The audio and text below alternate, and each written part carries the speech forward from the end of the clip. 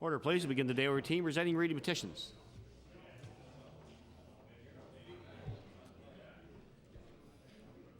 Presenting reports of committees.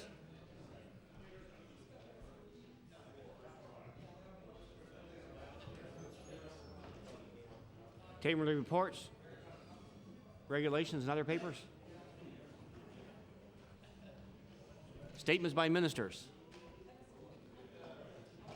Government notice of motion. The Honourable Minister of Agriculture and Fisheries. Thank you, Mr. Speaker. I hereby give notice on a future day shall move the adoption of the final resolution. Whereas the Nova Scotia Agricultural College has played a long-term role and has positively impacted Nova Scotia's agriculture and fishing industries for almost 100 years. And whereas to ensure future sustainability of these industries, it is important to continue to train students in these sectors. And whereas today we celebrate the goals of NSAC students who have set for themselves and work as is taken to achieve them, as today marks NSAC's 99th convocation ceremony. Therefore, be it resolved that all members of this House congratulate NSAC's class of 2004 for their accomplishment and hard work and wish them luck in all their future endeavors. Mr. Speaker, I request waiver of notice and passage without debate. Waivers, is it agreed? Agreed. All those in favor say aye. Counterminded, nay. Motion is carried. The Honourable Minister of Education. Mr. Speaker, I hereby give notice that on a future day I shall move the adoption of the following resolution. Whereas International Youth Week is a celebration of youth held annually during the first week of May, and whereas Youth Week is a week of fun, interaction, and celebration intended to build a stronger connection between young people and their communities. Whereas this government supports Nova Scotia youth through organizations such as the Provincial Student Education Council, Youth Advisory Council, and the Centre for Community Youth Development. Therefore, be it resolved that all members of this House congratulate our youth for the contributions they are already making to their communities and encourage all Nova Scotians to ensure our communities benefit from the full potential of our young people. And Mr. Speaker, I request waiver of notice. Mr. Waiver, is it agreed? All those in favor say aye. Counterminded, nay. Motion is carried. Introduction of bills. The Honourable Deputy Premier. Mr. Speaker, on behalf of the Minister of Justice, I beg leave to introduce a bill entitled An Act to Amend Chapter 5 of the Acts of 1993, the Freedom of Information and Protection of Privacy Act. The Honourable Deputy Premier begs leave to introduce a bill entitled An Act to Amend Chapter 5 of the Acts of 1993, the Freedom of Information and Protection of Privacy Act. Give these to the other parties. It's called the Sampson Bill. Bill 72, entitled An Act to Amend Chapter 5 of the Acts of 1993, the Freedom of Information and Protection of Privacy Act. Will this bill be read a second time at a future date? The Honourable Deputy Premier. Mr. Speaker, I beg leave, on behalf of the Minister of Justice, I beg leave to introduce a bill entitled An Act Respecting the Administration of Justice. The Honourable Deputy Premier begs leave to introduce a bill entitled An Act Respecting the Administration of Justice.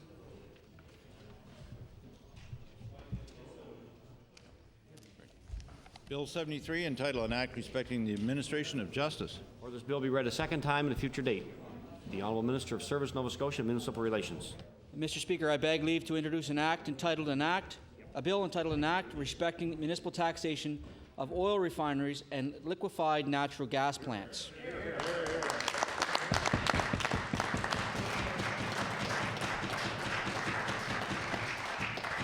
The Honourable Minister of Service, Nova Scotia, and Municipal Relations begs leave to introduce a bill entitled An Act Respecting the Municipal Taxation of Oil Refineries and Liquefied Natural Gas Plants.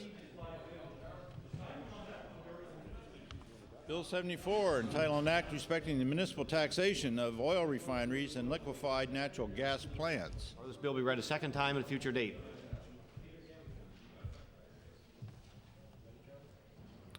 Notice of motion. The Honourable Member for Pictou West. Thank you, Mr. Speaker. I hereby give notice, and on a future day I shall move the adoption of the following resolution. Whereas Sunday, May the 9th, will mark the 12th anniversary of the West Ray mine disaster, in which 26 miners perished in Plymouth, Pictou County. And whereas while the pain and hurt felt by the survivors is less immediate, the protection of workers' health and safety is just as urgent today as it was on May the 9th, 1992. And whereas approval of the West Ray Amendment to the Criminal Code of Canada was one of the last acts of the Chrétien administration. Therefore, it be resolved that this House affirms the urgent priority of ensuring occupational health and safety on the anniversary of the tragic West Ray mine explosion, which killed 26 miners as a consequence of deliberate decisions and human negligence. And Mr. Speaker, I request waiver and passage without debate. Waivers is agreed. All those in favor say aye. Counterminded nay. Motion is carried. The honourable member for Cape Breton West. Thank you, Mr. Speaker. Mr. Speaker, I hereby give notice that on a future day I shall move the adoption of the following resolution. Whereas some 4,300 Alliant employees provide an invaluable service to the citizens of Atlantic Canada, and whereas these employees have been forced to strike over key issues including pension benefits and job transfers out of province, and whereas we as legislators have an obligation to do everything we can to protect jobs in Nova Scotia. Therefore, be it resolved, the provincial government use its influence with the corporate interest at Alliant to protect and enhance the overall well-being of Nova Scotia workers at Alliant. Mr. Speaker, I would ask for a waiver of notice and passage without debate. Question waivers is agreed. Here or no, notice is tabled. The honourable member for Colchester, Musquodoboit Valley. Thank you, Mr. Speaker. I hereby give notice that on a future day I shall move the adoption of the following resolution. Whereas Mother's Day is this Sunday, May the 9th, and whereas we are forever indebted to our mothers, creation's most unique and precious pearl, and whereas every mother is a very special, loving and kind person, therefore be it resolved that the Nova Scotia Legislature's MLAs extend congratulations and best wishes to our mothers as we celebrate Mother's Day this Sunday. And Mr. Speaker, I ask for waiver of notice. Question waivers is agreed. All those in favor say aye. Counterminded nay. Motion is carried. The honourable member for Cape Breton Nova. Somebody nay that. Thank you. Thank you, Mr. Speaker. Mr. Speaker, I hereby give notice that on a future day I shall adopt. I shall Order, move the please. adoption of the following resolution. Order, please. The honourable member for Cape Breton Nova. Thank you, Mr. Speaker. Mr. Speaker, I hereby give notice that on a future day I shall move the adoption of the following resolution. Whereas on Sunday, May 9th, Mother's Day will be celebrated across this fine nation of ours. And whereas the carnation being the official Mother's Day flower, a pink one being worn for living mothers and a white one for those deceased. And whereas mothers are always there for us through thick and thin, through good times and bad times. Therefore, be it resolved that the members of this Legislative Assembly wish all mothers and grandmothers a happy Mother's Day. We thank them for their love and friendship, and most of all, just for being a wonderful mother. I hereby seek passage and waiver and passage without debate. All those in favor say aye. Counterminded nay. Motion is carried. The honourable member for Digby Annapolis. Thank you, Mr. Speaker. Mr. Speaker, I hereby give notice that on a future day I shall move the adoption of the following resolution. Whereas in the early 1970s, Nova Scotia was the leader in the development of marine aquaculture in North America, and whereas since the time aquaculture has become a significant contributor to Nova Scotia's economy with an export value that has reached as high as $50 million in 2001, and whereas it has had a very slow growth in Nova Scotia as compared to many other provinces and countries around the world that have capitalized on the innovation and experience of our Nova Scotia aquaculture pioneers. Therefore, be it resolved that this government take a more active role in supporting aquaculture industry by giving a helping hand to grow an industry instead of letting it falter. Mr. Speaker, I ask for waiver of notice and passage without debate. Waiver here no. Notice is tabled. The honourable member for Hants East. Thank you, Mr. Speaker. I hereby give notice that on a future day I shall move the adoption of the following resolution. Whereas volunteerism is a platform by which anyone can get involved and make a difference. And whereas the East Hants Community Health Board is an important decision-making body providing advice to the District Health Authority. Whereas on Volunteer Awards Night on April 21st, 2004, Mr. Armand Goodick was honored by the municipality of East Hants for his work with the East Hants Community Health Board. Therefore, be resolved that this House of Assembly congratulate Mr. Armand Goodick for his generous giving of his talents and time to such an important and needed body. Mr. Speaker, I request waiver, notice, and passage without debate. Waivers are agreed. All those in favor say aye. Counterminded nay. Motion is carried. The Honourable Minister of Human Resources on an introduction. Thank you, Mr. Speaker. I would like to introduce in the East Gallery 2 students from Hebville Academy and also my 2 children, Ryan and Kelsey Getson. They would stand, please.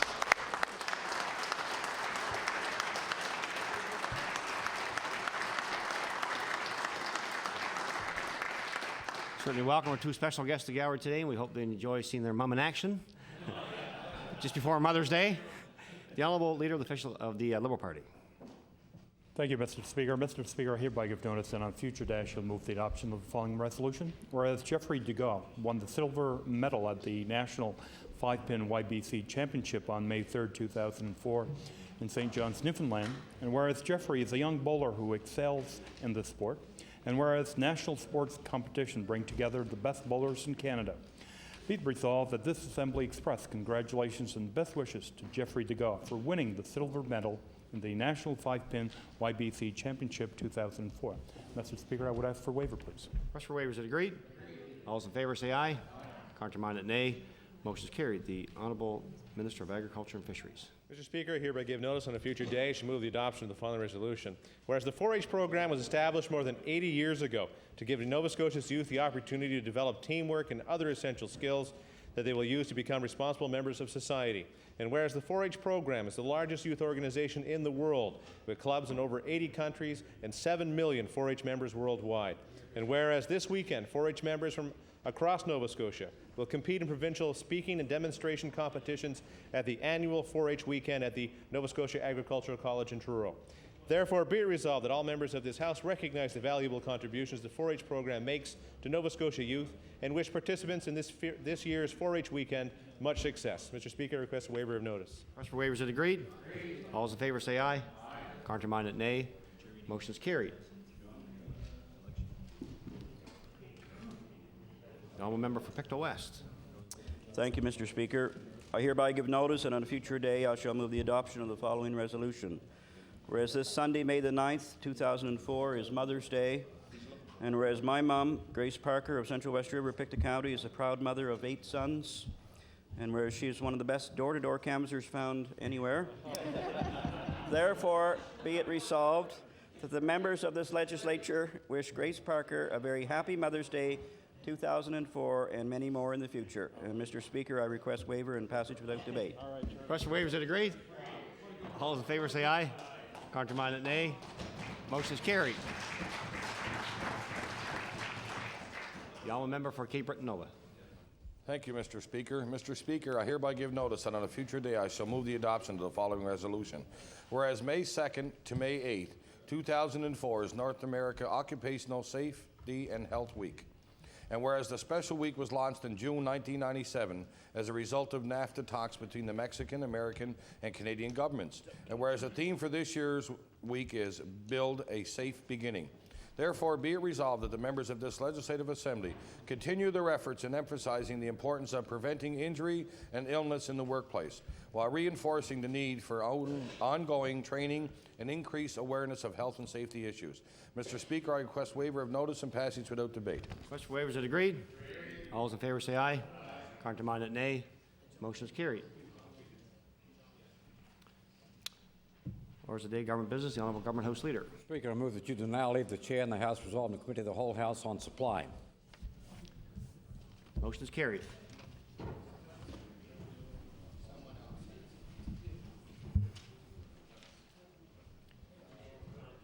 You going, Bill?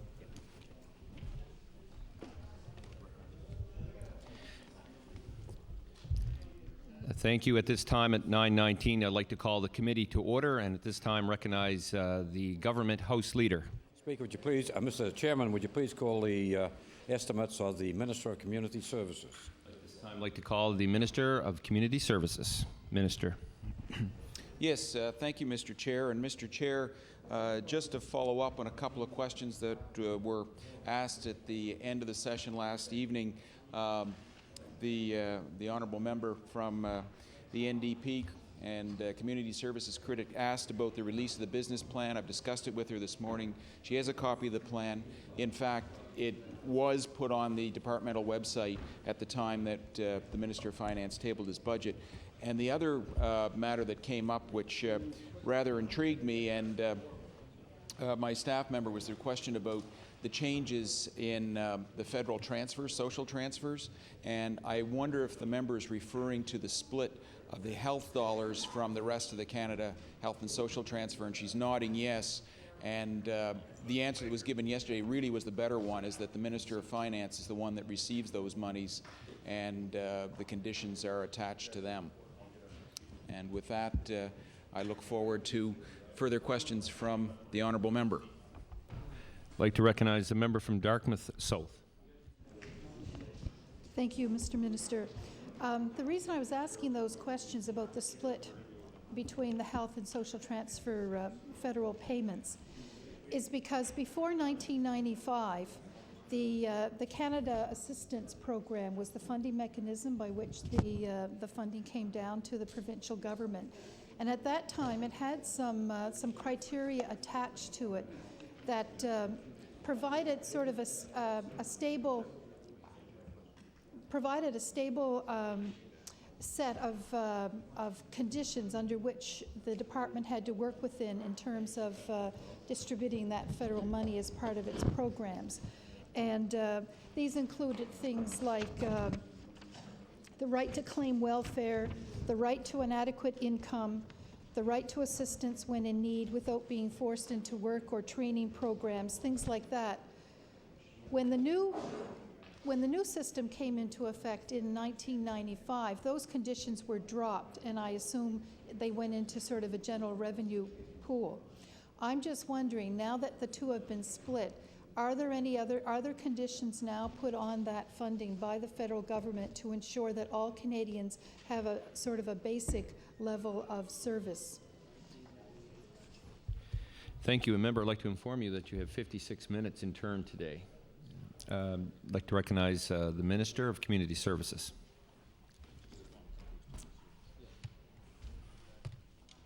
Yes, thank you, Honourable Member, for the question. And basically, you're absolutely right. When the federal government blended this all into the one transfer, a lot of the conditions they had placed there previously were wiped out. Now, there is an expectation that if the money comes for health, that clearly it goes to health, or if it comes to other social programs, it must go to those programs. In the unlikely event that our health expenditures would be less than the 16 cents, as an example, that we get from the federal government today for health transfers, then the province would be in trouble. But my suspicion is that the health budget is not going to be dropping by 84%, just to make the point. So in essence, to answer your question, there are virtually no restrictions for all practical purposes. Thank you, Minister. Recognize the member from Dartmouth South. The reason I'm concerned about that, and that's why I'm starting off my questions using sort of this, I'm trying to find out if there's any sort of broad social framework on which a lot of the financial decisions have been based. And so the reason I'm concerned is because there are a lot of valuations, reviews, redesigns proposed for your department in this coming year. And I'm assuming that the cost of those is fully covered under your budget. I guess my concern is, are these being driven by financial necessity, or is there a basic sort of framework of social rights that the citizens of Nova Scotia can count on as sort of a social safety net that will be there despite all the changes that are going to happen in the department this year? And they include things like employment support. You're going to be looking at the child care subsidy program, child welfare governance, domestic adoption services, department strategic plan. I just want to know, has the department developed any core values and principles that would reassure Nova Scotians affected by these programs that their rights and concerns are going to be looked after, despite all these changes? Thank you for the question, and direct that to the Minister of Community Services. Yes, and I want to thank the member for the question, and that is a very appropriate question, and one to be asking going into the estimates. In essence, the department does have a mission statement, which is our guiding principle, and it is, we are committed to promoting the independence, self-reliance, security, and well-being of the people that we serve. So everything flows from that concept. But with regards to your specific questions, clearly we we want to understand what it is that we're trying to accomplish. We are there to serve the more vulnerable Nova Scotians, and that is of paramount concern. Your point about sustainability is an appropriate one, because there's much that we would like to do in many areas, not only within the Department of Community Services and beyond, and it's very important that whatever we put in place we're able to sustain. And in fact, as long as you ask that question, I would tell you that some of our greatest frustrations in the department is when another level of government, the federal government, comes in, starts up programs, calls it a pilot project, gives it funding for, maybe 12 months, 24 months. Of course, it catches on, people like it, and then they walk away and they say, well, now it's up to you to continue the program. So just as a chance to comment on the importance of the sustainability programs, when we take something on in the Department of Community Services, we take it on with the idea that we're going to be responsible and deliver it for the long term. Thank you, Minister, for that explanation. I'd like to recognize the member from Dartmouth South. Thank you, Minister. Actually, it's a perfect lead into my next question. Thank you. I want to talk a little bit about the partnership or relationship that the department has with the voluntary sector and the service organizations that actually provide a number of the programs and services using the department funding. Many times they are forced to apply for outside funding from the federal government, for example. Often that's provided on a project basis for a certain number of years. And of course, those organizations are going to come to the department when a worthwhile initiative has been set up and it's benefiting Nova Scotians, to see if it can be continued instead of having this short-term approach to everything. There's lots of problems now with the voluntary sector being underfunded by government, and I do recognize that the major government funder is the provincial level of government. There is some money coming from municipal and federal, but most of the money for the voluntary sector in Nova Scotia and across Canada actually comes from the provincial level of government. Leading into my question, a couple of years ago, the department developed a service agreement model that was going to be used with community-based nonprofit organizations and agencies. And I believe these agreements were going to provide 3-year funding arrangements to provide some stability to the sector. But it would also clarify the expectations from both the department and from the community-based agency or organization in terms of what the department expected that group to do on its behalf. And I'm just wondering what the status is of these service agreements. Thank you for the question. The Minister of Community Services. These service agreements really are a critical part of the evolving infrastructure within the department, because you mentioned the old cap funding with the federal government, which had some interesting ramifications on the Department of Community Services, because we were the department that could get 50-cent federal dollars. So as a result of that, there were a lot of very interesting programs that all of a sudden were found to be properly housed in the Department of Community Services, even though one might suggest that they would have been a better fit in other departments. That's a little bit of the history of it. But given that we're into a lot of these programs, we do want to move towards a more defined agreement with the service providers as to what it is that they are supposed to do and what it is that we're supposed to do in coming about to these working relations, or defining these working relationships. That is still a work in progress. We've not come to agreement in general with the sector, but it is an important thing to do, and we continue to work on this. Thank you, Minister. The member of Dartmouth South. Well, I'm curious because I think actually I underestimated the length of time it's been since that model was actually in place. It's probably closer to 4 years ago. So I'm wondering why the delay in providing that financial stability to the organizations that you rely on to provide those services? And do you have even a rough idea of what percentage of those groups have been able to enter into these agreements with the department? Thank you for the question, and I will direct that to the Minister of Community Services. The sticking point with coming to these service agreements is that it clearly defines the expectations of both parties. We would be pleased to be able to do that because that's more of a results-driven model, and it gives us a greater sense of control that we're able to target those monies to the purposes that we want to see them applied. But to answer your question, in essence, we've not reached that level of agreement with the sector. That's, for all intents and purposes, it's still a work in progress, but it is something that, in fact, that during my time as minister, we've discussed as a way of addressing some of the problems that we by times encounter, where the view of the services that should be provided through the sector differ from what actually is being provided through the sector. It provides for a better method of service delivery, and so it is something that we look forward to doing, I'm hoping, during the time that I'm minister. Thank you, Minister. The member from Dartmouth South.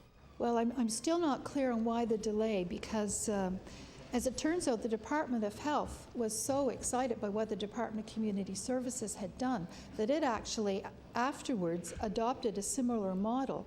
And I was able to actually facilitate a nonprofit organization going through that process with the Department of Health. And that organization is now in its third year of funding under that arrangement. And I have to say that it was, I think it was a brilliant move on the part of the Department of Health. And I'm really curious as to why the Department of Community Services, which was the sort of lead department in developing these service agreements, hasn't followed through on it.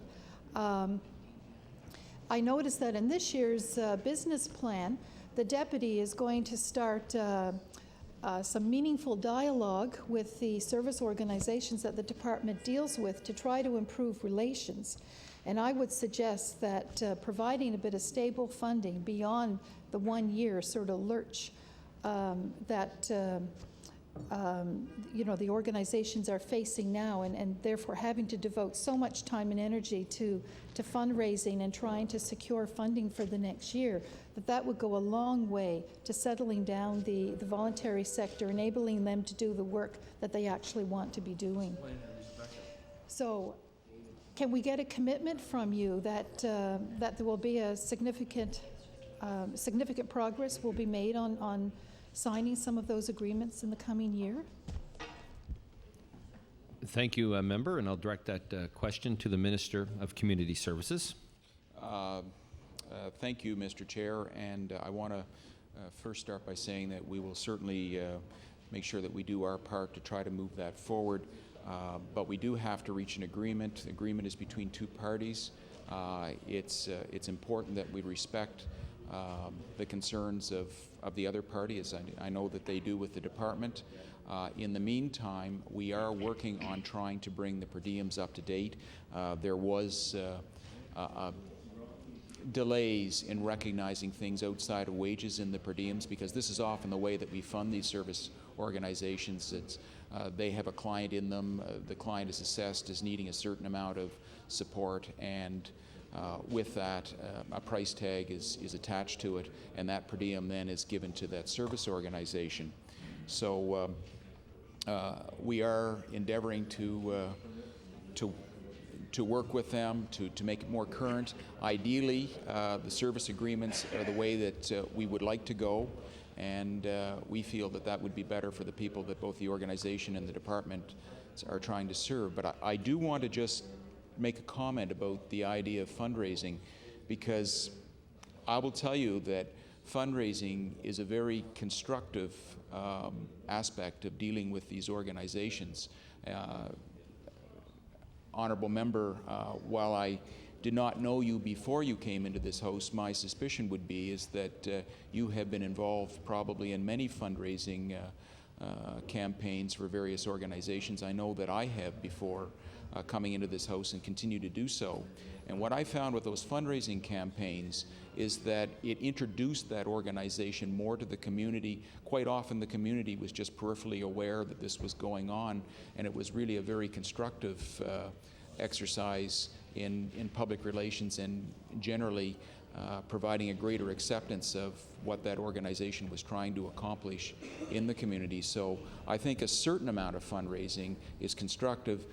I would say that fundraising should be within defined limits. It's not that it's necessarily everything should be raised by fundraising, but nor would I say that it should all necessarily come just as a grant from the Department of Community Services through the per diems. Thank you, Minister. The member for Dartmouth South.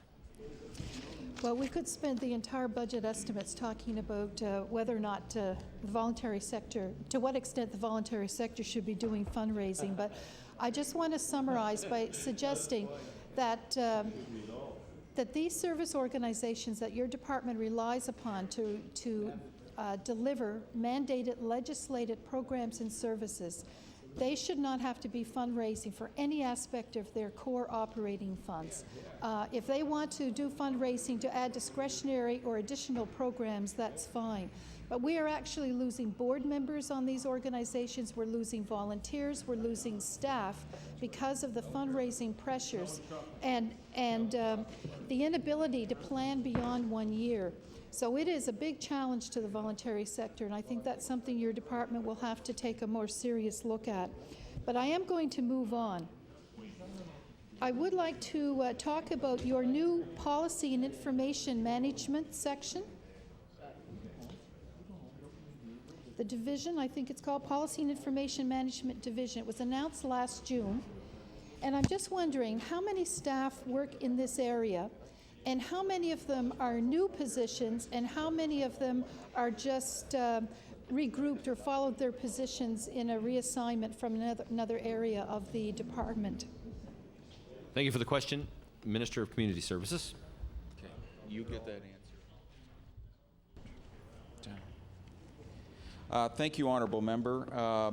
You happen to have the two gurus in the department in that area with me today, and actually I want to apologize to George Hudson, who has joined me here today, and he will be my right-hand person today, and Clem Henneberry will be my left-hand person, but that is not to suggest that one is any less important than the other. You'd mentioned about fundraising in your closing comments about I guess it would be volunteer fatigue. I just want to give an example of what the fundraising relationship is with, say, children's aid societies. The department funds 99.5% of the cost of providing services to children's aid societies, and the societies raise half of 1%. So I want to put this in perspective, is that in this case, which is a huge component of the department, representing approximately a quarter of the department's budget, it is almost entirely funded by the department. But I can tell you, as one that's been involved with the local Children's Aid Society and the way that they augment their services, I think it's a very positive initiative, and what it does is it gets a lot of community buy-in, and that's one of the things that I think that the private agencies bring to the system. Okay, so, and we have some numbers here with regards to your question. Including IT is 71.7. And it's all regrouped. There are 71.7 FTEs in that policy and information management section, and it is a reorganization within the department. So we felt this was a better way of trying to focus on what it is they were trying to do and ultimately deliver those information services within the department. Thank you, Minister. I'd like to recognize the member from Dartmouth South. Thank you, Mr. Chair. And how many of those are new positions? Thank you for the question. The Minister of Community Services.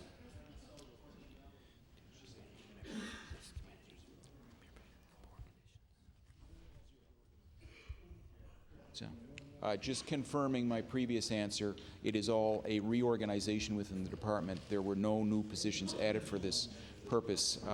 The department is very focused on trying as best we can to keep our resources in frontline service delivery. Thank you, Minister. The member from Dartmouth South. Thank you. One of the functions of that division is management of the appeals board, I understand. And I noticed that last year, the appeals board budget was they only used 53% of the budgeted amount, and the year before they'd used 72%. So I'm wondering, is there a waiting list for appeals to be heard? And following up on that, I'm wondering, was this an area of service that was cut in order to save money last year? Thank you, member. Direct that question to the Minister of Community Services. What is the waiting list? I don't know. It's statutory, isn't it?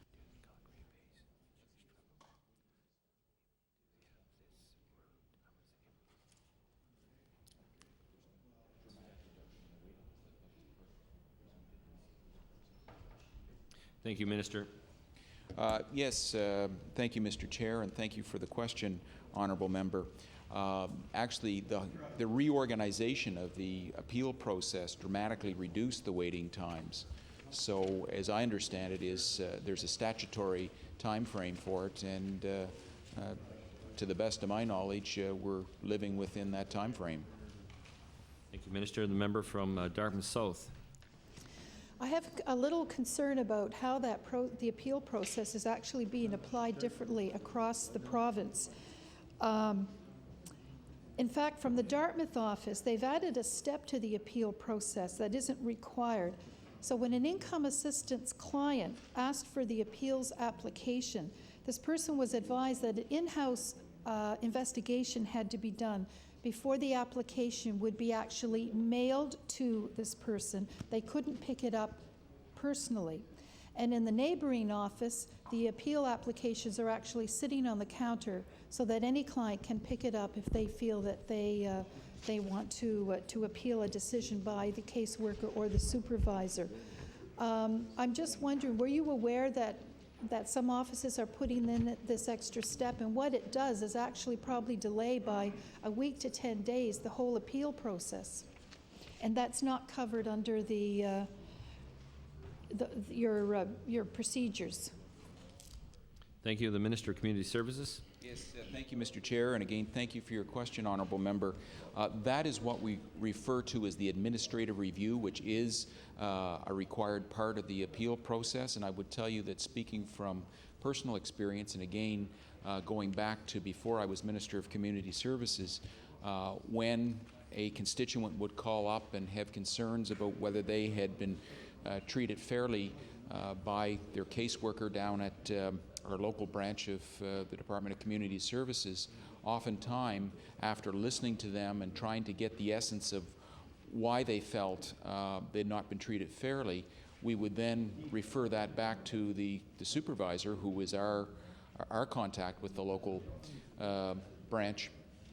And in some cases, we were able to resolve it there without it having to go to appeal.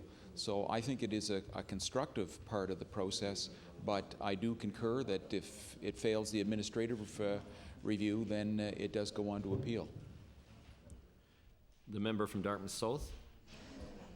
Actually, in this situation, I recognize the administrative review is part of the official process. This is another step that happens before the client is actually able to get the application to appeal. So I just think perhaps it's something you need to check into.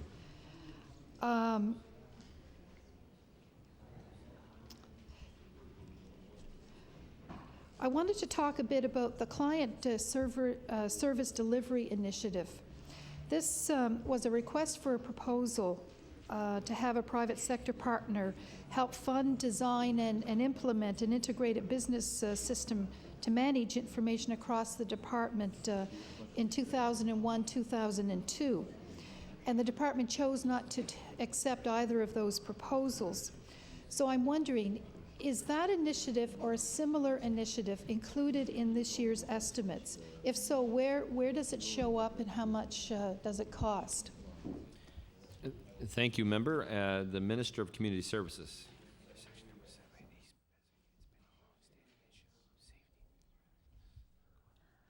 Yes, thank you, Honourable Member. The Department of Community Services is very dependent on IT, and as such, I understand that we were perhaps one of the departments to earlier on to take greater advantage of the emerging technology. That was a good thing at the time. However, with the passage of time, we have perhaps not kept up with the new developments, and in fact there is an integrated case management system budgeted in this year's capital budget for $2.5 million, and in essence what we're trying to do is we're trying to take the various software systems within the department and combine them into one, in other words the integrated case management, so that if a client comes in and perhaps is an employment support and income assistance client but might also fall under community supports for adults or have need for housing services, that at the press of the button the caseworker can get all that information, and it provides a better method of service delivery, and clearly it's good for everybody when you can do more for less. Thank you, Minister. Recognize the member from Dartmouth South. So is it basically a name change? Does the proposed integrated case management system have similar activities and functions as that former client service delivery initiative? Thank you for the question. Recognize the Minister of Community Services, please. Yes, thank you, Honourable Member. This is more about upgrading our IT technology that's available to our own staff, whereas the other was a redesign of the business model. This is basically making better use of the information and putting it readily at the disposal of our staff to provide better service delivery for our clients. Thank you, Minister. The member from Dartmouth South. In the supplementary detail, on page 4.4, there's some detailed information on the Early Childhood Development Initiatives funding, and I notice in there that IT services are, what's that, $450,000, I believe. Are there similar lines? I couldn't find reference to IT in the other budgets. So are there similar lines in all the other budgets, or is this particular Early Childhood Development Initiative covering the cost of IT development for a significant part of the department? Thank you for the question. Recognize the Minister of Community Services.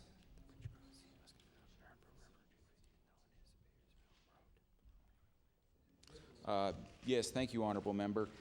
That would just be a small portion of the total IT services budget. If you look on page 4.6 under Corporate Services Unit, the budget is $7,616,800. So the $450,000 under the early childhood development would be part of that $7.6 million, but a very small part. Thank you, Minister. The member from Dartmouth South. So what does it actually cover then under the Early Childhood Development Initiatives? Minister of Community Services.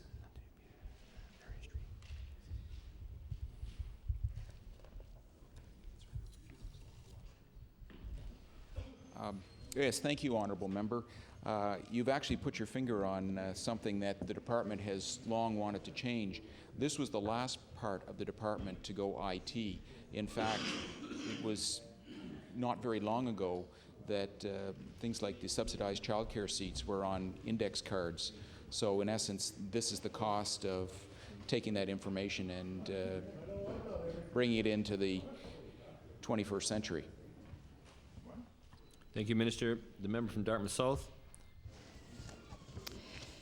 In last year's business plan, Mr. Chair, it states that the caseload for children in the care of the minister and the cost of providing services is growing, even though the percentage of children as part of the total population is declining. And these are the children who are provided protection due to neglect or abuse. I notice on page 4.9 that you were under budget for maintenance of children last year by $3 million, and I'm just wondering why. Thank you for the question. Direct that question to the Minister of Community Services. Thank you, Honourable Member. You've been doing your homework. It's a good question, and I hope that you would say that it's a good answer, although it's not the answer that a year ago we would want to be giving in 2004, 2005. What you've put your finger on is delays in the opening of the secure care facility in Truro, the Wood Street Centre. And there were construction delays. I understand that it took 3 goes to pour the foundation. The concrete wouldn't harden, and then there were problems with a discoloration in the water, and it was just very challenging for the contractors, and as a result of that, there were significant delays in opening it up. But we're happy to say that it is open today, and it is providing those services within Nova Scotia to Nova Scotia children, instead of having to send them outside the province, as was often the case before. The member from Dartmouth South. On the same page, I'm just wondering why the estimate for child welfare and residential services is less than this year's forecast. I think it's less, $62,700. Thank you for the question. Direct that to the Minister of Community Services.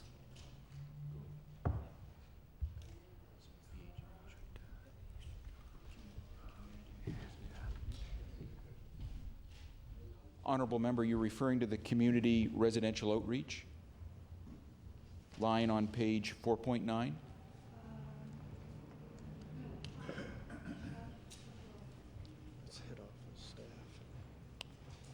That refers to head office staff. And so, again, the focus on frontline service delivery, we've been able to economize in our administration, and clearly that's where we want to focus, so long as we're still able to provide the proper management controls. We want to put our money into frontline service delivery. Thank you, Minister, and recognize the member from Dartmouth South. Thank you, Mr. Chair. Under grants to children's aid societies, they're up 1.2% over last year's forecast, again on the same page on the supplementary details. Both in the business plan for last year and also in discussions with your staff, it's been indicated that there are heavier caseloads in the metro area. So I'm wondering, is there anything in this year's budget to address this need? Recognize the Minister of Community Services.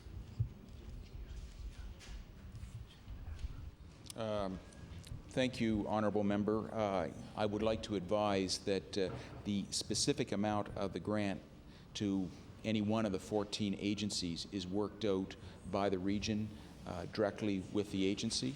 So it would be by negotiation between the regional administrator and presumably the executive director of the Children's Aid Society. Thank you. I'd like to recognize the member from Dartmouth South. Thank you, Mr. Chair. But I'm assuming the department gives sort of an envelope under which the district administrators have to negotiate. I'm just wondering why it's only increased by 1.2%. The Minister of Community Services. The honourable member, by virtue of her question, has actually given me the opportunity to point out a few things. One is that your comment about the growing caseload in Metro is quite an accurate description of what's going on. But with that growing caseload, there's also a shrinking caseload in some of the rural areas of the province. So there is a shift there.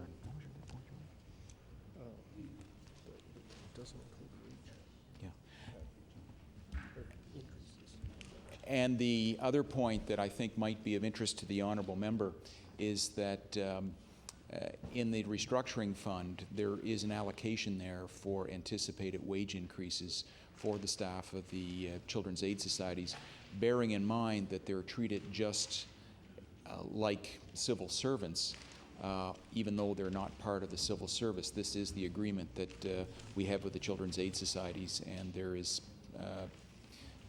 basically parity in the wage packages. The member from Dartmouth South. Thank you, Mr. Chair. I wasn't clear. Did you say my statement was accurate or inaccurate? Thank you, member. Direct that clarification to the Minister of Community Services. I tried to pay you a compliment to say that you were astute. I may not have used that word, but for greater clarity, I thought it was a good question. There are heavier caseloads. It is a bit of an anomaly in that you're right, there are fewer children out there, and the caseloads are growing, and they are more challenging. But along with that, I'm hoping that you might ask some questions about adoption, because in there, I think there may be some solutions. Well, thank you, Minister. Certainly a gentleman this morning. I'd like to recognize the member from Dartmouth South. Thank you, Mr. Chair. Yes, I will get to adoption in time. I noticed that the department was under budget for early childhood development services last year by $300,000. I'm just wondering why, and if you could provide any detail on that. Thank you, member, for your question, and I'll direct that to the Minister of Community Services.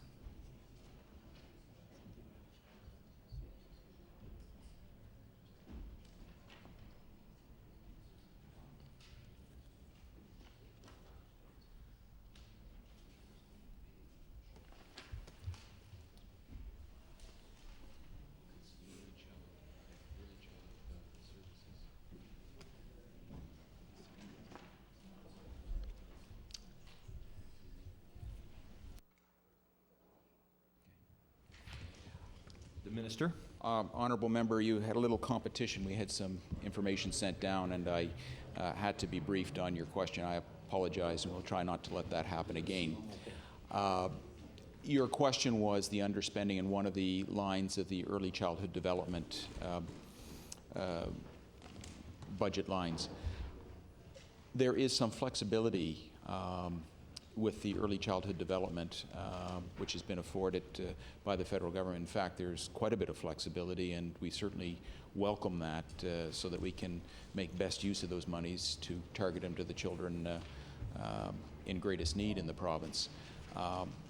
In essence, what happens when one line goes down, it's picked up in another line so that we invest the total amount. So you were inquiring about which line? Which line is it, George? Glenn, which line is it? Children's Services. Okay, the forecast under expenditure reflects delays in hiring staff and positions which were fully funded in the 2003-2004 estimate, but those monies were transferred to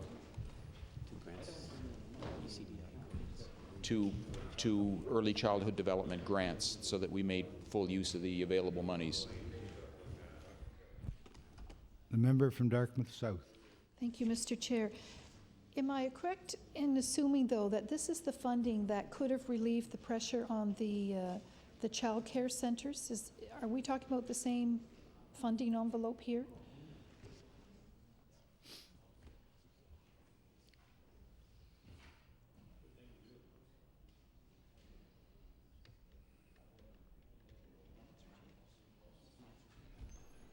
Minister of Community Services.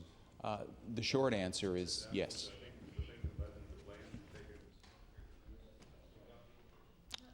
The member from Dartmouth South. So could I ask why that money didn't go into trying to save some of the nonprofit daycares and increasing the per diems? The Minister of Community Services. Well, this is exactly where we are targeting a lot of the additional monies. There was $400,000 which was earmarked going into the year before the federal budget to increase the per diems for the subsidized childcare spaces, both the assigned spaces to the nonprofit child cares and to the portable ones, which can go to any regulated child care provider in the province as long as they sign an agreement with the Department of Community Services. And in fact, that was a 50-cent increase, and I think in view of my discussions with some of the directors from the nonprofit child cares that first brought this concern to my attention in 2003, that indicated any sort of commitment on the part of the province would be so welcome, because they had not had an increase since '98, and even though 85%, approximately 85% of their costs are wages, which of course we addressed very significantly with the stabilization grant. The first thing that we did with the early childhood development monies, that's $4,000 for every full-time qualified daycare worker, was to try to put that 50 cents to address the other 15%, whether it be rent or insurance or heat and lights. So based on my discussion with the directors in December, they just indicated that any acknowledgement would be most welcome. And what was suggested to me at the time was, even 10 cents would be good news. So we provided 50 cents, and then with the federal government's acceleration of their share of the contribution towards early childhood development, we've in fact committed to another $900,000, which is going to flow from the subsidy review, which was requested by the sector. And as you've heard me mention on several occasions before in this House, that we are expediting that review so that that $900,000 can be invested expeditiously to address the concerns to which you refer. Thank you, Minister. Recognize the member from Dartmouth South. Thank you, Mr. Chair. Does that mean that nearly $1 million will not be distributed until after the review is over? So I guess I'm wondering, will there be any further increase to the per diems for subsidized seats beyond the 50 cents that's already been committed this year? Will there be any further increase, or will there be any further increase in the grants that are calculated from the subsidized seats held by some of the nonprofit daycares as a result of the increased funding from the federal or the multilateral initiative? Thank you for that question. Recognize the Minister of Community Services. The purpose of the subsidy review was to find out how we would allocate that $900,000. I would expect that to be in place in a couple of months, and with $900,000 more in funding, which represents roughly a 10% increase in that budget line, so it's substantial, my expectation is there'll be an increase in the per diems. How the consultant comes back and recommends that we distribute those monies will be determined based on the review. But it is certainly time for a review. A review was asked for by the sector, and we agreed with them. And it was $50,000 we committed to that?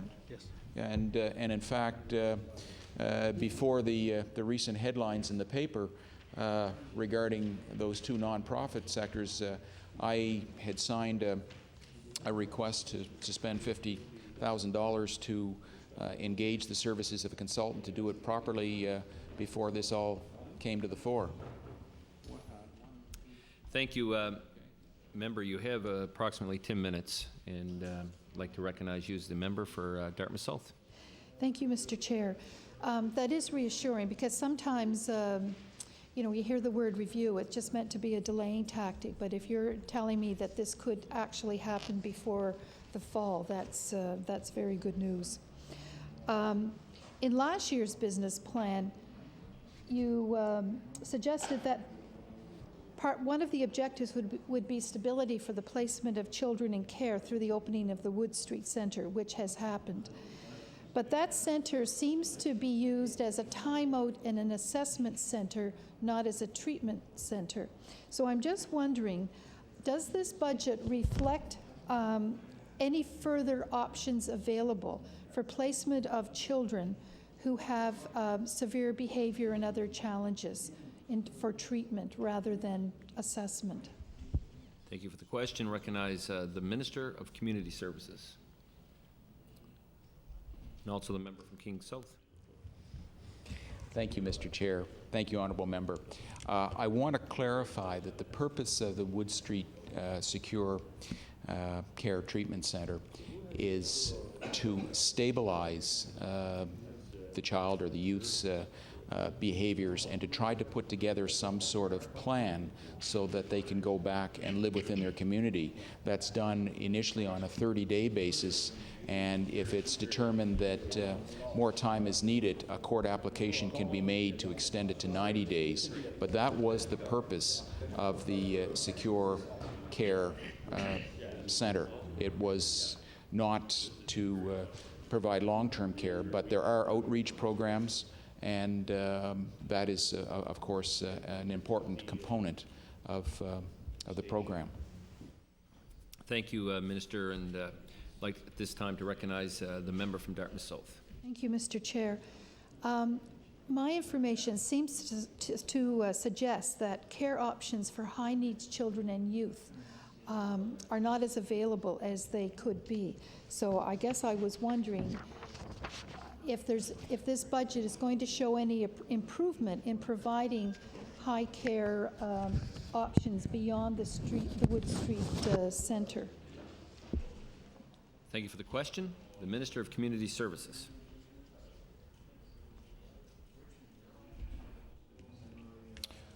Thank you, Honourable Member.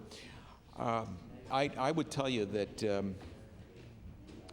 one of the most difficult things I find within the department is reading the files of some of the cases of, let's say, troubled youth that for whatever reason seem to be having great difficulty, and sometimes their behaviors are heartbreaking, really. I feel for the children. I also recognize the tremendous strain it puts on their families, and indeed those caring but professional caregivers that have devoted their careers to trying to help these children. As the Honourable Member would know, sometimes that can be challenging.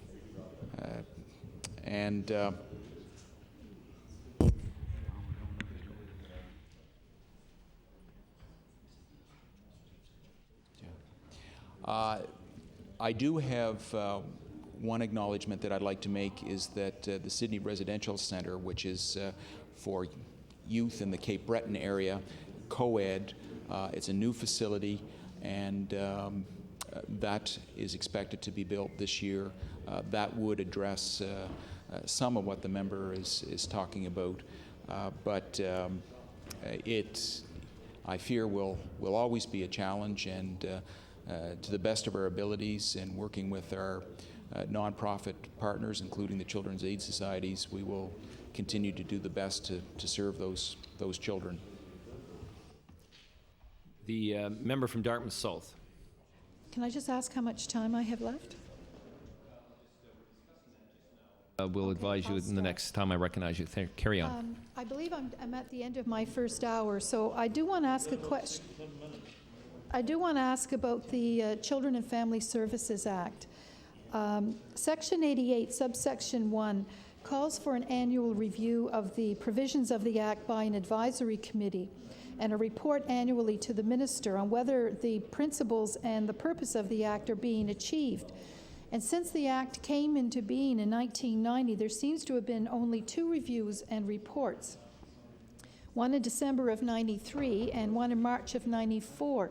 So I'm wondering, why is this provision of the Act not being kept? I'll just give you a little further information. The deputy is quoted in Hansard as saying, quote, "There seems to be nothing new to be gained from having another report right at this point, although we are looking at what we can what we can do to implement and to move along the reports that have been made in the past." And she made that to the comment to the Community Services Committee in April 15th of this year. But I would like to remind the Minister that the Act is not discretionary. The Department can't pick and choose what sections to abide by or to enforce. So the last review by an advisory committee was back in 1994. And I'm just wondering, is there any money in this year's budget to call together an advisory committee to perform that function? The Minister of Community Services. I thank the honourable member for her question, and in fact, she's touched on something which is active within the department. We have seconded a person from Justice to look at this. Also, if you would take note, I believe in the business plan, we make reference to looking at the whole governance of the delivery of services through the Children's Aid Societies and through the district offices. I made reference to the mixed delivery model the other night. I was speaking with the deputy last week and just making reference to the fact that perhaps a year from now, with the Community Supports for Adults Renewal Initiative in place and the change in the governance structure, or the anticipated changes in the governance structures, with agreement from the various participants, to delivery of family and children's services, the Employment Support and Income Assistance Act in place, and with the Affordable Housing Program, you know, what would the new challenges be? And the deputy informed me that there's work that needs to be done in the Children and Family Services Act, and that would soon be following. So a timely question, honourable member. Thank you, and member, your time will be up at 10:15, approximately 2 minutes from now. Closing comment. Could I ask the Minister, my assumption of what was an advisory committee, would that it might include some parents and members of the general public, but what you seem to be talking about is completely staff-based or consultant-based. I think there's a very different process in place, and so I'd ask you to look at that again. Thank you. Thank you. The Minister of Community Services, with 1 minute, 30 seconds for your answer. The honourable member makes a totally appropriate point, and whenever government does anything with key acts like the Children and Family Services Act, it is always appropriate to include as many people as possible in the consultation process, such as we're trying to do with the Community Supports for Adults Renewal Initiative, as an example, having gone out and met with 50 various groups, and then with a discussion paper and inviting feedback. I think that we would probably venture out in peril if we were not to have a full consultation process before we came forward with any changes to the Act. Well, thank you, Minister. You have 1 minute, member, for closing comment. Chair, I am concerned that there's a huge difference between consulting after a draft discussion paper is put together, or priorities or sections of the Act are taken out. I think parents and public need to be part of that selection process as to what needs to be considered that year, and I think that was the intent of the original legislation. So I think either the department has to abide by the legislation or amend it and bring it before the House. But that's a completely different process, the consultation process. So thank you very much for your time. Yes, I will return in my second hour. Thank you. Thank you. Thank you, member. I'll recognize the honourable member for Halifax Citadel.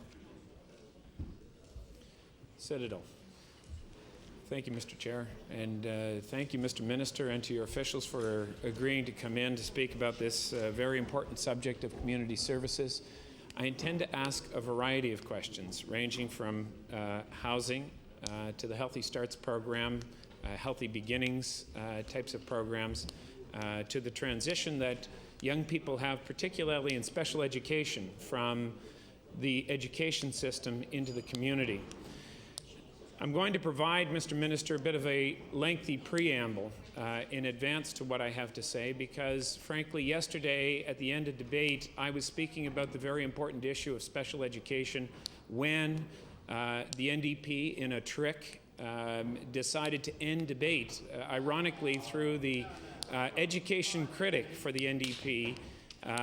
They decided that despite the fact that in Nova Scotia we have perhaps the worst special education system in all of Canada, the questions along those lines were not able to be continued. And I'm encouraged to see that the Minister of Education is here, perhaps to listen. I don't want to get into this notion of bantering and lecturing back and forth. The member from Timberley Prospect accused me of lecturing when I was asking the questions of the Minister of Education yesterday, and he stood up, as the NDP so often does, and provided a quite impassioned lecture about the Liberal Party and the things that the Liberal Party was responsible for approximately 10 years ago.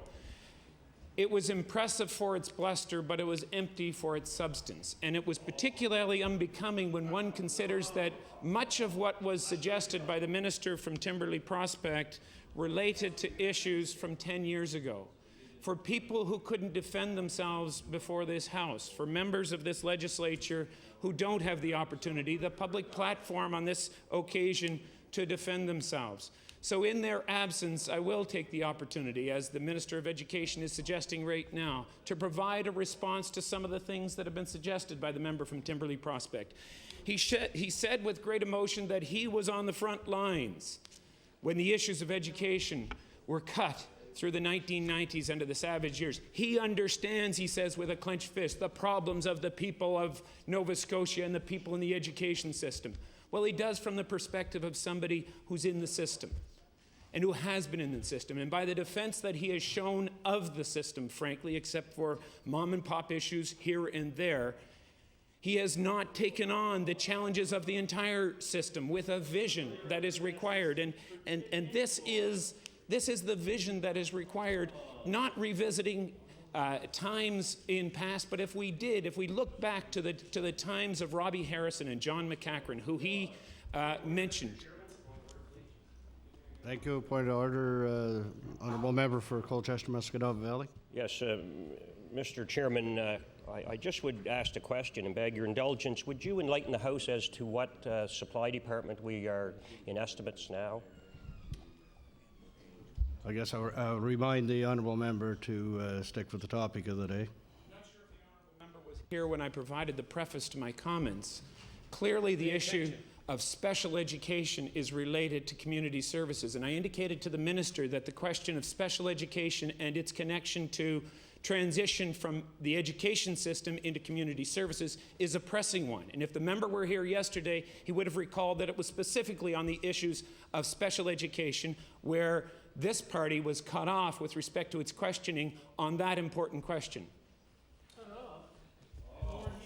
Point of order, Minister of Education. Mr. Speaker, I mean, he is trying to blame it on the NDP, and what happened was he finished his questions, the NDP education critic got up, finished his questions, sat down, and there was nobody in the seats in the Liberal row to continue on.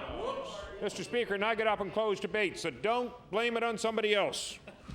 I think it wasn't a point of order. It was more of a point of clarification. The honourable member for Halifax Citadel, you have the floor. Mr. Chairman, if we are to be considered honourable people, then first and foremost, we're not here to make friends in this House, but we are here to live up to our word. And if we give our word as leaders of the House or as members that we will continue with questioning for a certain period of time, and choose not to for political strategic advantage go back on one's word, then frankly that's something that needs and deserves to be called to the attention of the House. That's why we call ourselves honorable members. It is because we keep our word. And if we don't keep our word, then we find ourselves in these awkward situations where some people are faced with a situation where they have to come back and respond to these issues. Order. Point of order, member for Timberley Prospect. Point of personal privilege. Very well, go ahead. I would like to question the member from Halifax Citadel. Did I give the word that I was going to speak for an hour? I said it 2 minutes to 6. I was talking on an important topic. That was Sir John E. Macdonald High School. At no time to any member of this caucus did I say I was going for another hour. Let's move on. That was yesterday, and a day in politics is a century. End of my point of personal privilege. A further point of order from the member for Annapolis. As the whip of the Liberal Party, I spoke directly to the member from Timberley Prospect, and he told me that he would be continuing the questioning. I spoke to the House Leader, and they said they would have 15 more questions. There were no more questions. Order. It seems to be a disagreement among members. I'll ask the honourable member for Halifax Citadel. Would you like to address the Minister of Community Services? And please continue. Maybe they can shut Russell down next door too, right? Clearly, Mr. Minister, the issue of special education and how people transition into the communities and community services is a particularly important question for all of us. And in order for us to provide a coherent vision of what's going to happen to the people who are more challenged in our society, we need to recognize where they come from. And I've spoken about the importance of healthy starts for a long period of time. I know the government has spoken about it as well. And the transition that needs to happen from a prenatal period into the education system, and from the education system into the community. And what could be more important than for the community services to recognize the challenges that are facing our young people in the special education system? So if I could, as a matter of background, provide some indication of where we stand with respect to special education, Minister, and I want to ask you questions about that period of transition. Yesterday, I made reference to the School Achievement Indicator Programs tests that are done all across Canada, and speak about how we compare with the rest of the country with respect to issues that are important, like special education. And unfortunately, those reports indicate that the percentage of schools reporting that they provide extra teaching for struggling students signals that in 2001, Nova Scotia ranked 10th out of 10. With respect to the percentage of schools reporting that they provide extra teaching for struggling students, even in French, we ranked 5th out of the 5 provinces that provide that. With respect to the, in the area, that was all in the area of math. In the area of writing in 2002, the percentage or shortage of inadequacy of specialists affecting school capacity to provide instruction, we ranked 8th out of 10. With respect to the percentage reporting that schools provide remedial programs, activities, and language arts, we ranked 8th out of 10. The minister referred yesterday to the important matter of whether we have a system that is responding to a report that was produced in 2001 of special education experts. And I would note that according to those special education experts, we have the fewest education specialists, the fewest educational resources in Canada.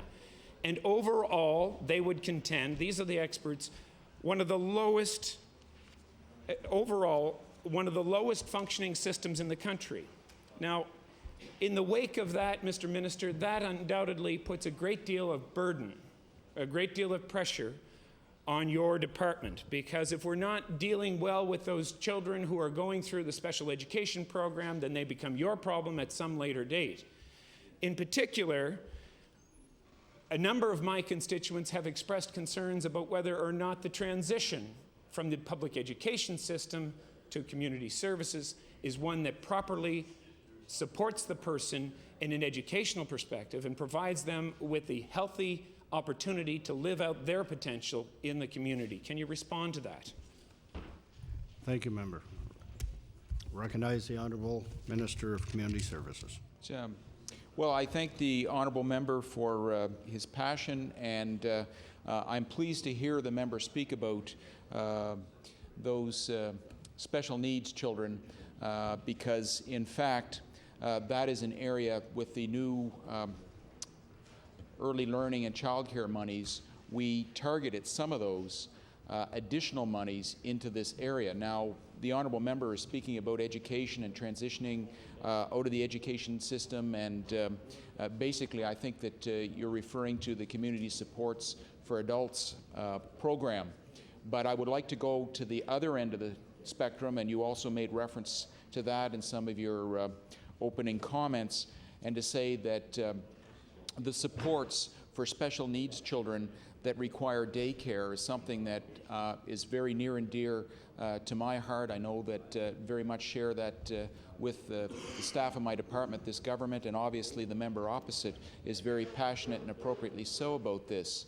And I would like to make reference to the fact that of the 25 some odd million that we put into our what's the global label for this?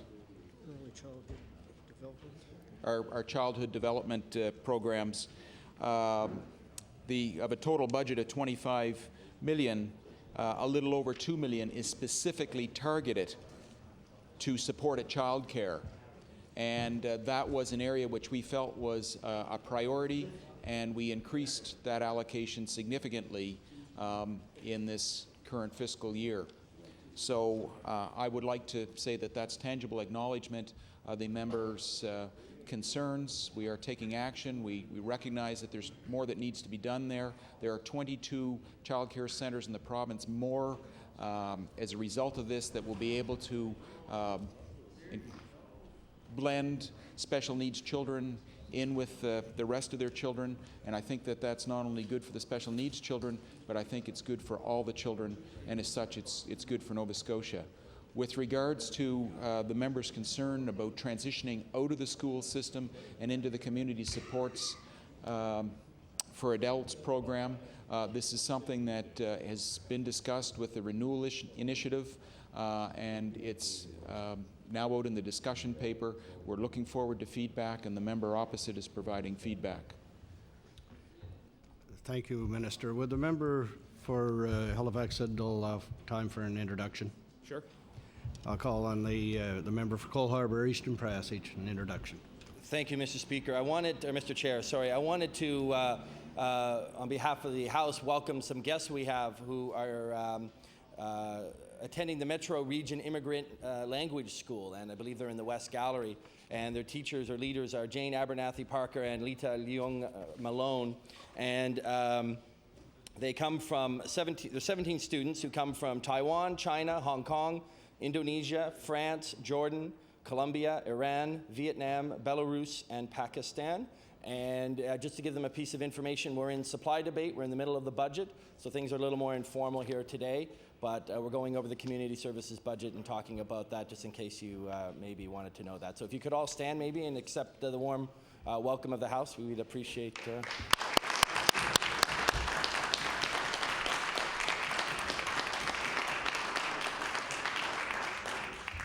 Indeed, welcome from all members of the House.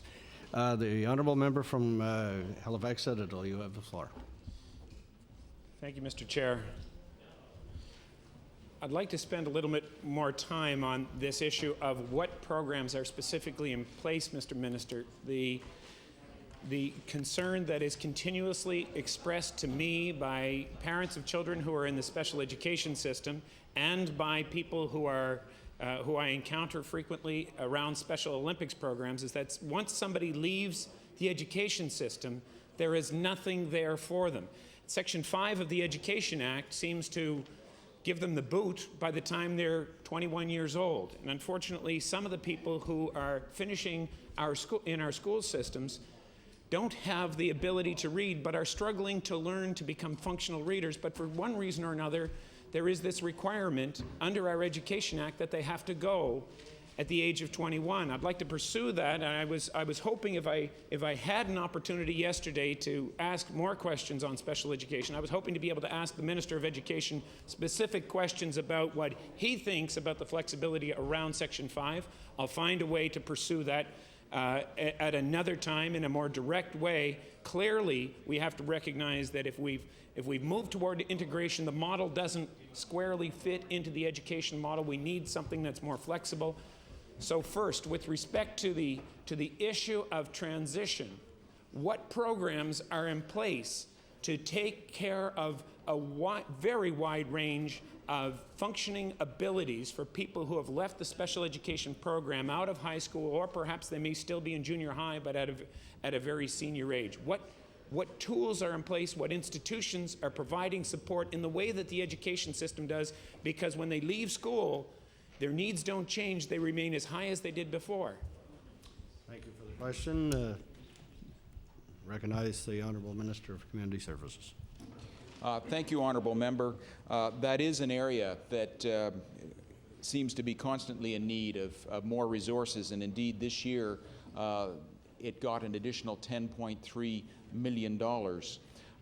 But you are looking for specifics, not global numbers, and I will endeavor to try to do that. I do recognize that the school boards often will work with the families and indeed with the Children's Aid Societies and others involved in the care of these children so that they can stay in school up to a period of time.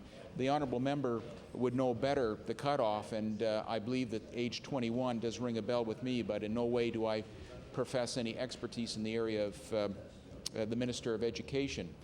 But with regards to the member's comments, again, I'm going to refer back to the renewal initiative, and then I'm going to step out and discuss some of the programs that are in place and some of the programs that I hope will evolve, or enhance programs that will evolve from the renewal initiative, the Community Supports for Adults renewal initiative.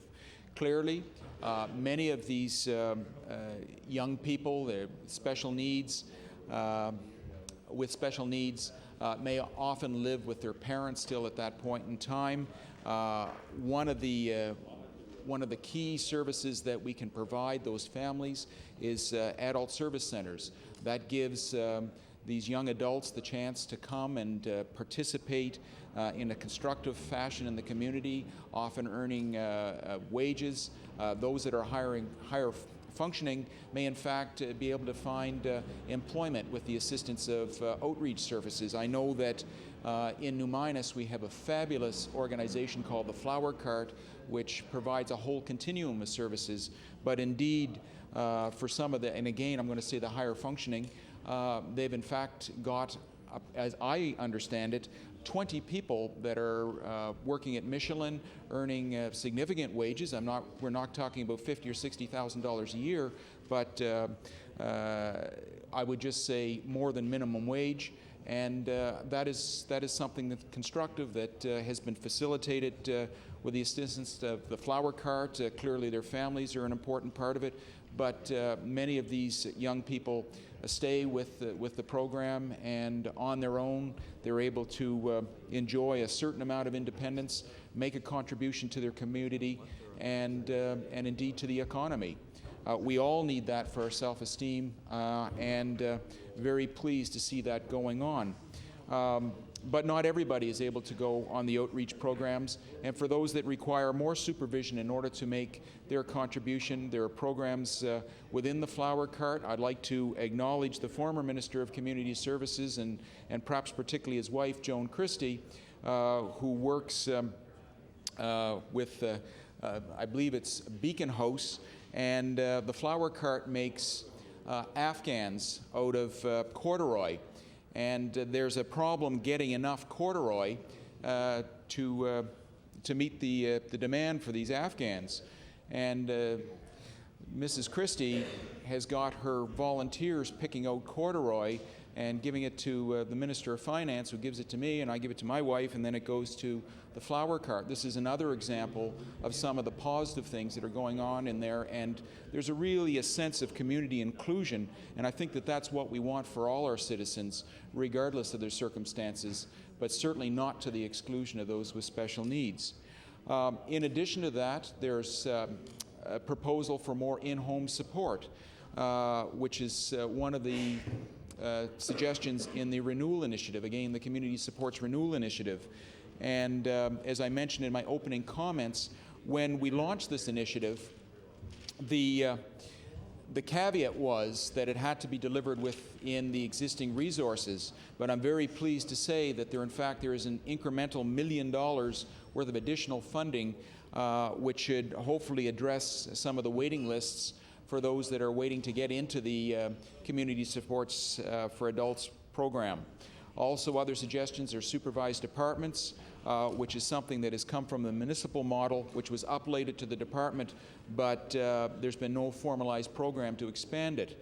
I could go on, Honourable Member, but I hope that I'm giving the gist of some of the supports that are out there, and there is a sincere effort with resources that's being made to open doors for Nova Scotians with disabilities who, of course, start off as special needs children. Thank you, Minister. I'll recognize the member for Halifax Citadel. Thank you, Mr. Chair, and to the Minister, thank you. I think, appropriately draw a distinction between those people who have been in the special education system who are higher functioning, for lack of a better expression, than others. And it is those others for whom I express the greatest concern.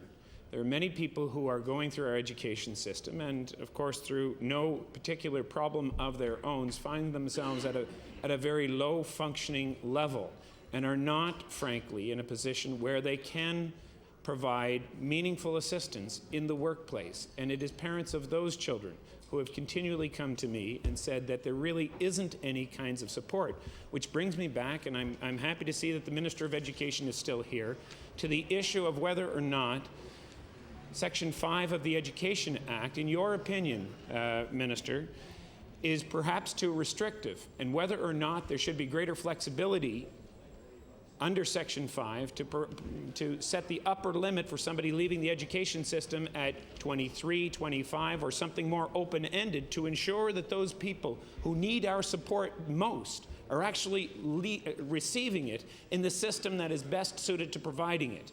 The concern, for example, is that you have somebody who is learning to read, is showing progress, but hasn't become functionally literate in any way, but they reach the age of 21, they continue to have promise, but the education experience is going to suddenly end for them. So my question is whether or not you think it would be reasonable to explore ways of broadening the interpretation or the language around Section 5 to ensure that the people you receive at age 21 have a greater chance of being functionally literate and therefore able to go into those higher functioning jobs at some later date. Thank you, Member. And before I recognize the Minister, I just want to bring to your attention that you have continually mentioned the absence or presence of members in the legislature, and I want to inform you that that's not permitted. I think you know that. Perhaps try not to do that in the future, Member. Thank you, Member. I'm sure you will. I'll recognize the Honourable Minister of Community Services. Thank you, Mr. Chair, and thank you, Honourable Member. And in defense of the Honourable Member, I think he meant it to be a positive in that he was pointing out, in particular, that the people that were here. But I'm not disagreeing with the Chair's ruling. He is correct. But you had good intentions, Honourable Member, and hard to criticize somebody for good intentions. Honourable Member, you are making reference to things in the Education Act, and I think you know that that is not my area of expertise or responsibility as the Minister of Community Services, but some of the points that you make, I think, are worthy of acknowledging, and perhaps I'd like to draw attention to page 4.8 in the estimates books, where it outlines the $155 million which is proposed for the community supports for adults programs, and also, again, with the Community Supports for Adults Renewal Initiative, your plea for more resources to assist those that are not able to complete that functional literacy within their first 21 years is something that would perhaps be well addressed as well with those additional resources that are being put into the department, that extra $1 million. I think you make a good point, and it would be a shame to see someone that would come so close that, but for a little more instruction, perhaps it'd be for 1 or 2 or 3 more years, could obtain a level of independence that would allow them to participate actively in some form in the labor force and perhaps live on their own. I would also draw attention to under community-based options, you will see that for those that provide a service to those that are perhaps a little bit more able, we invest some $73 million a year to provide those services. For those that have greater challenges and perhaps would not be able to avail themselves of education just because of the hand that they were dealt at birth, we spend an additional $68 million to provide care for them. And going back to the rehabilitation workshops, or what we call adult service centers, I was speaking of the great work of the Flower Cart, and there are many Flower Carts or organizations like the Flower Cart across the province.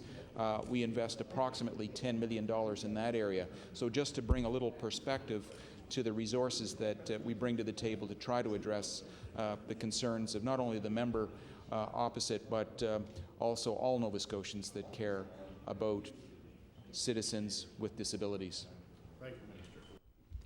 Recognize the honourable member for Halifax Centre. Thank you, Mr. Chair, and thank you, Minister. I will pursue that with the Minister of Education when I have an opportunity for him to hear my plea in this regard.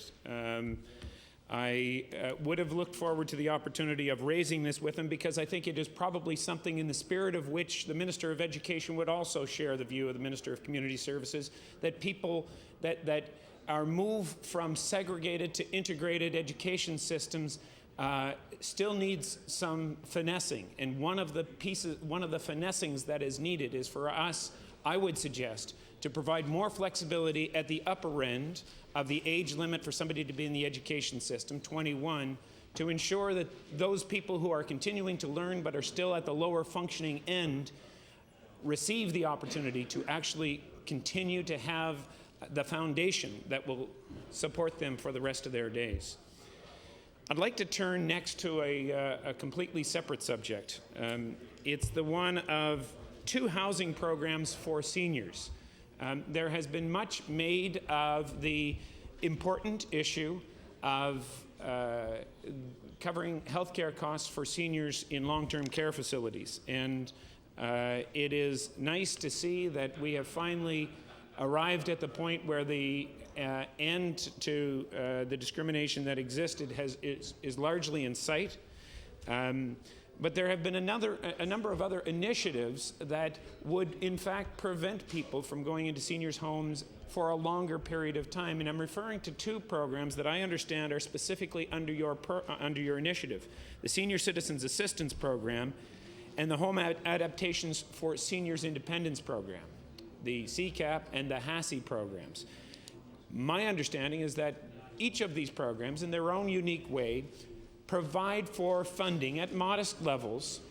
They are cost shared with the federal government, and they provide funding to ensure that seniors stay in their homes longer. So it is of the ilk that an ounce of prevention is worth a pound of cure. And I'm wondering, Minister, whether or not your department has any interest in ensuring that those programs are further enhanced from the modest amount of money that's spent on them right now. I believe it's less than $2 million.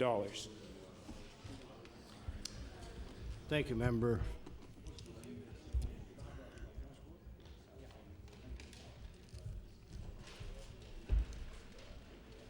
Recognize the Honourable Minister of Community Services. I thank the member opposite, and I think that anybody that has been so honored to be a representative would have had those telephone calls from seniors that are on a fixed income, and for whatever reason, perhaps they've encountered a leaky roof, or their health has declined and now need to have a wheelchair and a ramp, and these other sorts of programs. And indeed, it's something that makes me very glad that we are that sort of society where we reach out and we make sure that, to the best of our ability, that those supports are available for our seniors. And it's the right thing to do, just as it's the right thing to do to support special needs children going into the school system. At the other end, when our health begins to fail, as it does sometimes with age, it's important that the supports be there to recognize those people, and particularly the contribution that they've made during their lifetime. With regards to an increase, the emergency repair and access-a-home programs, there is in fact about a $500,000 increase, which is about a 25% increase. It's gone from approximately $2 million to $2.5 million. The Senior Citizens Assistance Program is at 1.5, which is the same in essence as it was last year, but last year it was only actually spent to about 1.4 million, so it's still in excess of the actual for 2002-2003. Thank you, Minister. Now recognize the Honourable Member for Halifax Citadel. Just a quick question as a follow-up to the response to that question is whether or not the Minister, in light of the effectiveness of these types of programs, foresees an investment to ensure that we don't have to pay extremely high costs for people to continue in long-term care facilities. The investment, for example, in ensuring that somebody has a ramp in their home or has a repair done to their bathroom, or that the washroom comes to the ground floor in $20,000 or $25,000, ensures that somebody doesn't require government to spend $50,000 or $60,000 or $80,000 every year, year over year, because the person's in a long-term care facility. Surely the budget for these types of preventative measures could be greater, especially when one considers that they're cost shared significantly with the federal government. Is the Minister interested in exploring ways to further invest in that? Thank you, Member. Recognize the Honourable Minister of Community Services. I thank the Honourable Member for his comments. I agree with his point that sometimes you can be it's better to be proactive than reactive. It's not only better for the seniors, but the member is also quite right. It's better for all Nova Scotians, even from a financial point of view, just to avoid those $4,000 a month nursing home costs. The two programs that were referenced before, as I understand it, are provincially funded programs. The member also makes reference, though, to some of the RAP programs, the Rural Residential Assistance Programs, which is a cost-shared program with the federal government, something that's particularly important to Atlantic Canada and Nova Scotia, because 70% of our residents have their own home, but a significant number of those homes are in need of significant repair. And in essence, we've got an older housing stock here in Nova Scotia, and the RAP program really has played a very important part in trying to preserve some of that older housing stock for people, and in this case the member is referring to seniors that may be on a fixed income and otherwise not be able to do the necessary repairs. If you would just allow me, Honourable Member, there is another program that also assists seniors in staying in there, and this is something that we were very pleased to be able to gradually reintroduce, and that's the Seniors Property Tax Rebate Program. And Honourable Member, I'm sure that you're supportive of this, and if you have seniors in your constituency that might be on the Guaranteed Income Supplement but have still somehow or other managed to stay in their own homes, this is a wonderful program. It will allow those seniors that are homeowners on the Guaranteed Income Supplement to get up to either up to 50% of their municipal taxes back in this grant, up to a maximum of $400. And whereas the member represents Halifax Citadel, a part of HRM, the city also has a comparable program, so that is a great assist as well in helping seniors stay in their own homes who would otherwise perhaps lose them because of financial challenges. And if the honourable member has the chance to speak with constituents, or perhaps would consider in his constituency newsletter, as I did last fall, I think that he would find that the uptake from his constituents would be considerable if it was brought to their attention. They're not all aware that they qualify. Thank you, Minister. The honourable member for Halifax Citadel. Thank you, Mr. Chair, and thank you, Minister. I would like to speak about issues. The Minister raised concerns about housing issues in my riding. He would be aware of the publicity that was attached to the housing challenges that are faced by the dozens, if not hundreds, of people who are homeless, many of whom find shelter in my constituency. Hell's Hotel, the former Halifax Infirmary on Queen Street, is one example, perhaps the most notorious example of that. The Tex Park building is also in my constituency. This is a broad issue, and it's a broader social issue that clearly needs some addressing. And I'd like to link the concerns around this housing to the Federal Provincial Affordable Housing Agreement that the Minister is quite familiar with. It's a $37.2 million fund that was announced in September of 2002. My recollection is that it's a 50-50 cost share with the federal government. The announcement was made with a great deal of fanfare. However, approximately 1 year after it was initially announced in August of 2003, the federal minister responsible for it clearly indicated that the performance of Nova Scotia on its own and in relation to other provinces in taking up its share of the funding was unacceptably low. Since that time, there have been some announcements. We're all familiar with the 15 units in Middleton that have been completed, the 6 units on Creighton Street. We also have the $1 million announcement for the 30 families across the province that the minister made back in February. But this is a program that was intended to provide 1,500 shelters. At the rate that we're going, we're never going to get to that 1,500 figure. And I'm wondering if the minister, as a starter, could indicate for this very significant program, what kind of timeline do you have in mind to ensure that all of the federal money is going to be used up before the expiry of the program, which I believe is in 2005, and that Nova Scotians are going to receive the 1,500 units that were promised with a great deal of fanfare back in September of 2002?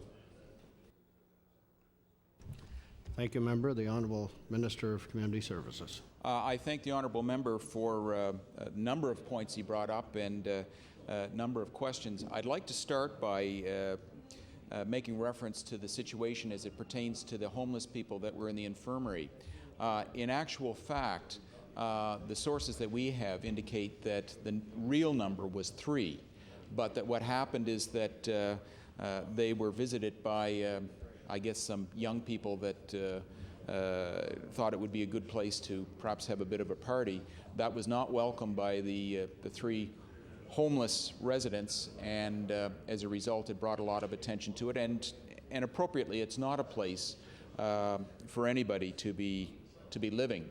But I also want the honourable member to be aware that we checked with the various shelters in the area, the Metro Turning Point, the Salvation Army, the YWCA, and we wanted to make sure that if in fact there was this great deluge of homeless people being chased out of the infirmary, that there would be shelter available to them, remembering that it was in the middle of the winter. And in actual fact, honourable member, there was no uptake as a result of this.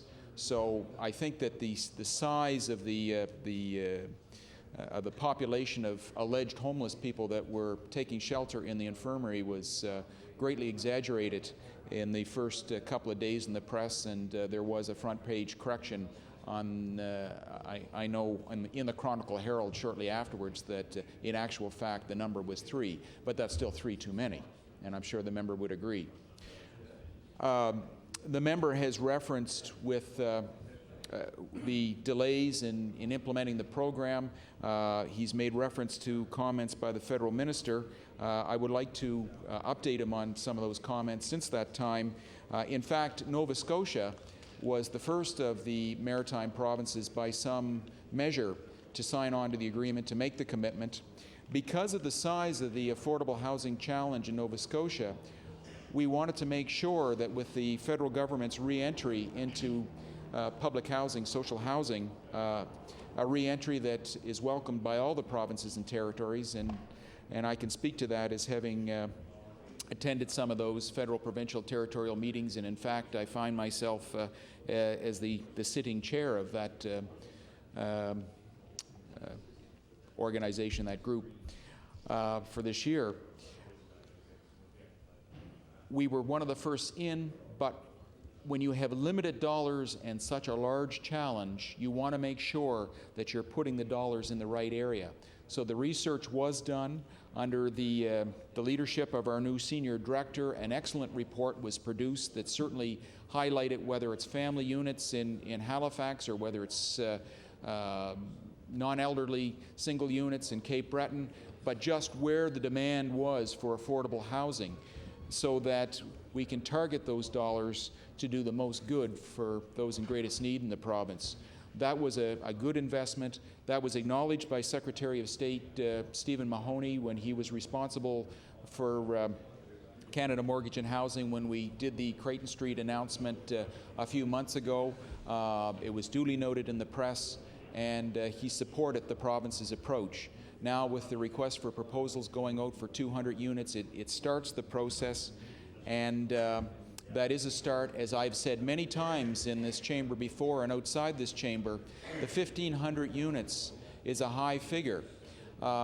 It would be a figure that I would like to exceed, but I will not exceed that if it means that those that are perhaps in even greater need of affordable housing are overlooked for this, because the size of the subsidy to help lower income Nova Scotians is greater to put them into affordable housing. Affordable housing is defined as that your shelter costs are not greater than 30% of your gross income?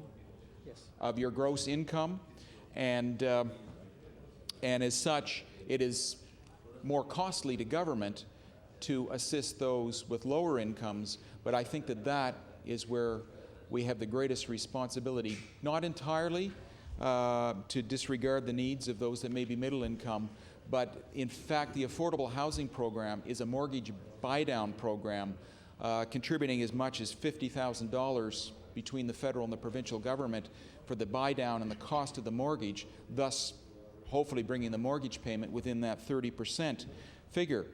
But that will not necessarily assist those that are in greatest need, and that is why we're taking the approach for the provincial contribution that rent subsidies is perhaps a way of targeting those in greater need. The federal government recognizes that additional commitment. They allow us to take the net present value over 10 years and use that number to draw down equivalent federal capital. So the provincial monies in terms of affordable rental housing will probably be going more into the rent subsidy area, an area that the C.D. Howe Institute says is 85% efficient in addressing the need to provide affordable housing, whereas they indicate that public housing stock is perhaps only 30% as efficient. So we think it's a good direction, but we're in no way discounting the importance of the federal contribution, which in essence will in a great measure go to increase the public housing stock. So the official number is 850 to 1,500 units, but my concern is to address those Nova Scotians in needs of those with the lowest incomes, and we want to take that approach, and my suspicion would be is that the honourable member would concur with that approach. Thank you, member. The honourable member for for Halifax Citadel. You have. I appreciate the explanation that has been provided. And I want to deal first with your comments about the Halifax Infirmary. I've been through the Halifax Infirmary in one of those bunny suits, is all I can describe them, the police outfits for crime scenes, because of the condition that the building is in on the inside.